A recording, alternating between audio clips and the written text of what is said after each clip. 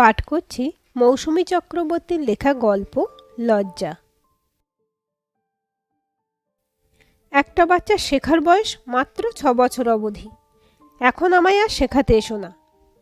কথাটা আজ মুখের উপর স্পষ্ট করে বলে দিল অপু। করবী কি ভীষণভাবে চমকে উঠলেন ছেলে তর্ক করা দেখে। না, করবী যেন শুনতেই পাননি, এমনভাবে অতি সহজ স্বরে বললেন, এটা তোর প্যান্টের পকেট থেকে পেলাম, নিয়ে যাস। আসলে যতটা চমকানোর দরকার ছিল তার সবটাই বোধহয় শেষ হয়ে গেছে আজ সকালে ছেলের প্যান্ট কাচতে দেওয়ার সময়। প্যান্টের পকেটগুলো চেক করে ওয়াশিং মেশিনে দেওয়ার সময় একটা ছোট প্যাকেট হাতে উঠে আসে। বুঝতে অসুবিধে হয় না তার 23 বছরের ছেলে যৌন সক্রিয় হয়ে উঠেছে। তবে করবী কি আগেকার দিনের মা বাবার মতো এতই কঠোর ও পুরনোপন্থী যে ছেলের সাথে এমন সব আলোচনা করতে গিয়ে অপ্রস্তুত হয়ে হাজারবার ঢোক গিলবেন? বোধহয় না। আর তাই তিনি ছেলেকে ডেকে বললেন, তুমি কি নিশ্চিতভাবে জানো যে এটা তোমাদের স্থিতিশীল সম্পর্ক? যদি তা না হয় তাহলে মন ও শরীর নিয়ে এত অল্প বয়স থেকে হালকা সম্পর্কে জড়িয়ে পড়া ঠিক নয়। ভবিষ্যতে বিপদ ও ঝুঁকি থাকতে পারে। এরপর ছেলে বুঝিয়ে দিয়েছিল আজকের প্রজন্মের চিন্তাধারা। সম্পর্কে জড়িয়ে পড়ার আগে ফিজিক্যাল কম্প্যাটিবিলিটি দেখে নেওয়া উচিত। তাদের অভিজ্ঞতা আছে বলেই তারা ভুল সম্পর্কে জীবন কাটিয়ে দেয় না। দুজনের মন ও শারীরিক চাহিদার মিল না থাকলে সেই সম্পর্কে থাকার কি কোনো যৌক্তিকতা আছে? আর বিপদ, ঝুঁকি, সেসব তো প্রাত্যহিক জীবনে থাকেই। তা বলে কি অ্যাক্সিডেন্টের ভয়ে লোক রাস্তায় বেরোনো বন্ধ করে দেবে? মা, বায়োলজিক্যাল নিডটা শরীরের অন্যান্য যে কোনো প্রয়োজনের মতো। খিদে পেলে আমরা খাই না? এই ব্যাপারে এত ছুঁতমার থাকা উচিত নয়। আর অ্যাক্সিডেন্ট যাতে না হয় তার জন্যই তো সতর্কতা অবলম্বন করা। প্রোডাকশন হাউস খুললে ভালো লাগতো বুঝি? ছেলের গলায় শ্লেষ মায়ের নজর এড়ায় না। রান্নাঘরে টুকিটাকি নিয়ে নাড়াচাড়া করতে করতে করবীকে এবার গলার স্বর ফেরাতে হয়। আর সেই ফেরানো স্বরে বলেন, তা বলে আমাদের শিক্ষা সংস্কারের কি কোনো দাম নেই?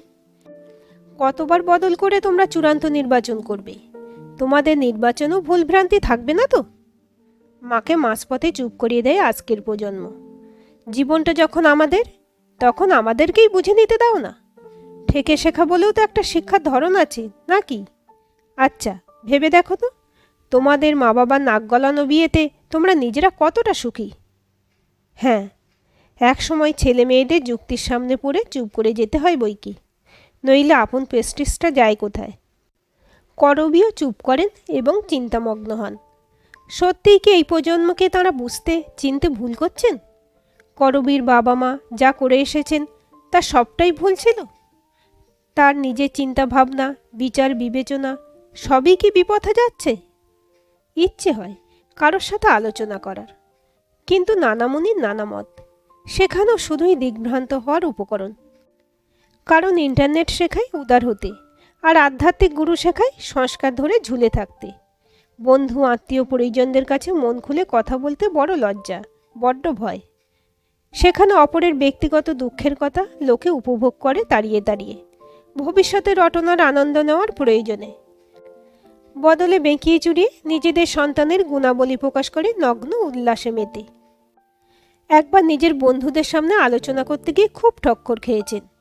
সেবার আরও 2 বান্ধবীকে নিয়ে বসেছিলেন এক রেস্টুরেন্টে। কথায় কথায় ওঠে আজকালকার ছেলে মেয়েদের বোহেমিয়ান লাইফস্টাইল নিয়ে কথা। 2 বান্ধবীর ছেলেই এমন লাইফে অভ্যস্ত।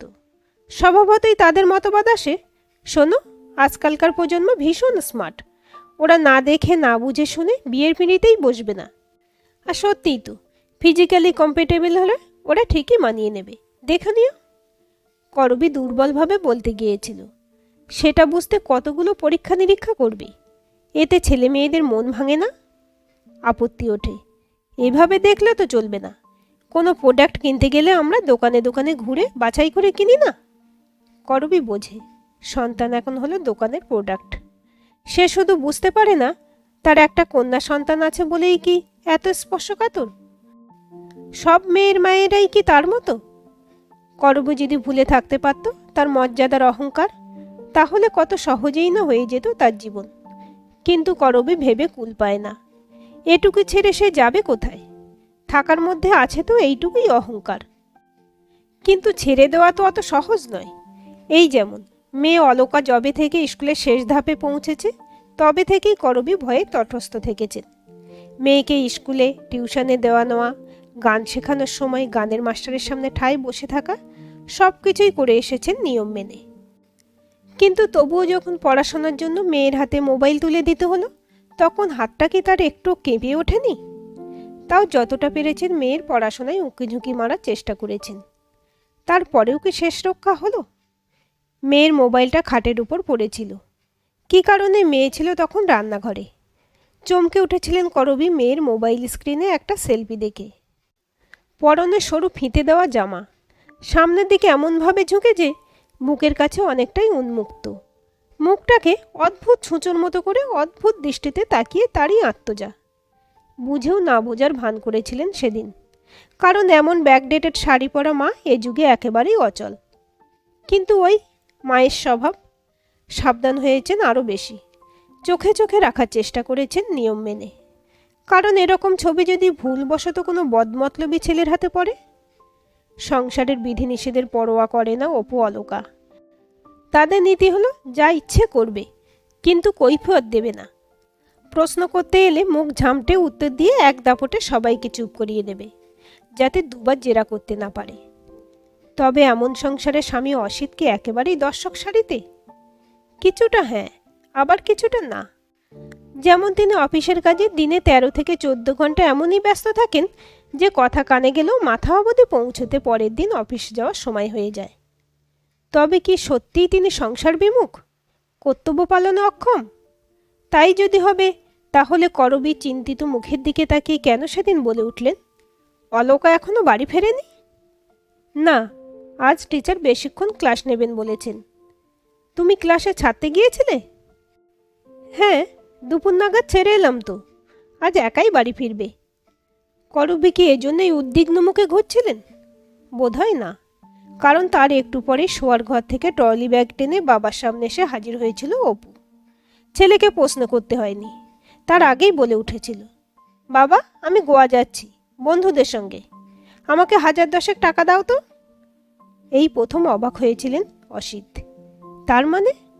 স্ত্রীর দিকে ঘুরে জিজ্ঞাসা করেছিলেন, তুমি জানতে? এক্ষুনি জেনেছি, ওর টিকিট হওয়ার পর। ছেলের দিকে অবাক হয়ে তাকিয়ে অসিত বলেছিলেন, তুমি কাউকে কিছু জানাবার প্রয়োজন মনে করনি? ছি, এই শিক্ষা! শিক্ষা নিয়ে বিন্দুমাত্র মাথা ব্যথা ছিল না অপুর, কারণ তার অভিজ্ঞতা ঝুলিতে ছিল রাশি রাশি ছেলে মেয়ের উদাহরণ, যারা যথেচ্ছাচার করার জন্য অনুমতির প্রয়োজন বোধ করে না। আর সত্যিই তো, তারা এখন অ্যাডাল্ট। কুপমণ্ডুক বাবা মারাই শুধু ভাবতে পারে এমনভাবে। কে কে যাচ্ছে তোমার সাথে?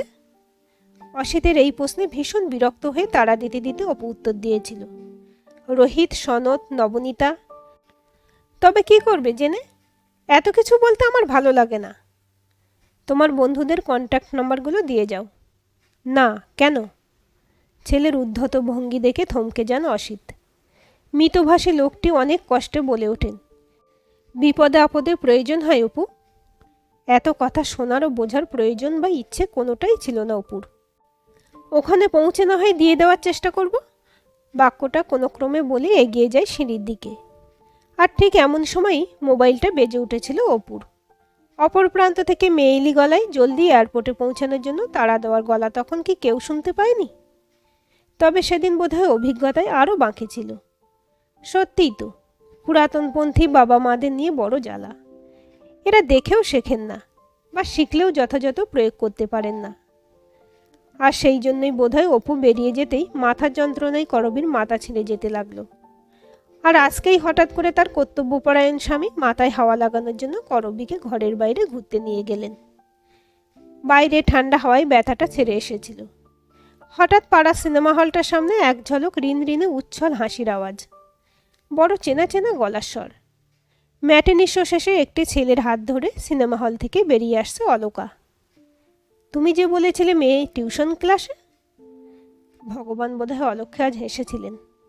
প্ল্যান করেছিলেন আজ একদিনেই এই দুজনের শিক্ষা সম্পূর্ণ করবেন। আর তাই দুই সন্তানকে একা হাতে সংসারের ও জীবনের নানাবিধ ঝড়ঝাপটা সামলিয়ে মানুষ করতে পারার গর্বে গর্বিত মাতা আজ স্বামীর সামনে কান্নায় ভেঙে পড়লেন। সারা জীবনের আত্মত্যাগ নিমেষে ধুলোয় পর্যবসিত হয়ে শুধু তার ব্যর্থতার কথা চিৎকার করে শোনাতে থাকল। করবী সন্তানদের সর্বদা সততা দিয়ে সত্যের পথে চলবে, শিক্ষায় মানুষ করে তোলার কাজে ব্যর্থ হয়ে লজ্জায় নিজের মুখ ঢাকলেন। আজকের এই গল্পটি আপনাদের কেমন লাগলো কমেন্ট করে জানাবেন। ভালো লাগলে অবশ্যই একটা লাইক দেবেন আর চ্যানেলটি সাবস্ক্রাইব করে সাথে থাকবেন।